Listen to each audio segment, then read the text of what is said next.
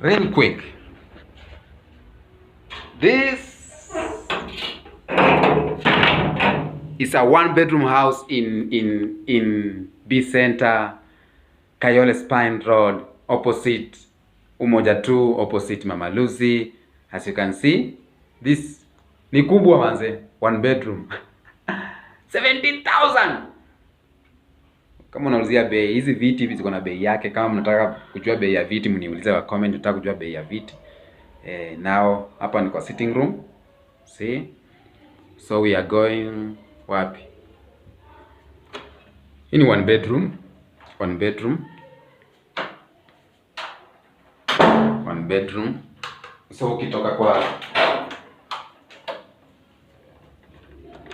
kwa sitting room, bas naingia hivyo. Hapa kando kuna choo na kuna bafu. Sione bravo. Unajua watu wanaishi hapa ndani. Kuna bafu. Kuna choo. Choo iko smart, yani iko smart kabisa room, unaona? Mnaweza pupu ndani, mnaweza kuwa watu wawili kwa choo. Pia bafu mnaweza oga watu watatu, ni kubwa, mtu anaweza lala ndani, ni kama single room ya mtu. So kitoka hapo kuna sink hapo. Hapa ni katikati kwa wale kaka SQ, katikati ya choo, mlango ya sitting room hiyo. So ni mlango ya kutoka kwa sitting room. Kuna choo hapo, kuna bafu hapo. Alafu kuna ile kioo ya pale unajiangalia. Alafu on the other side kuna jikoni. This is the kitchen. One bedroom in B Center, opposite Umoja 2, opposite kuna Tena Estate.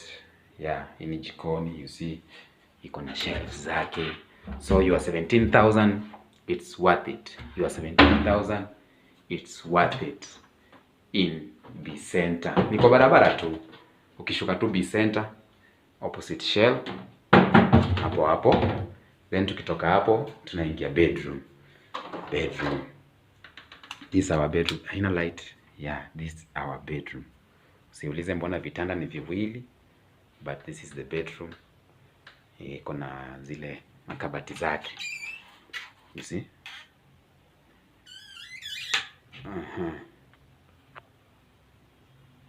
Zile kabati zake iko vizuri. So one bedroom, unaona bedroom hii ni kubwa, ni kama bed sitter. Bedroom peke yake ni kama bed sitter.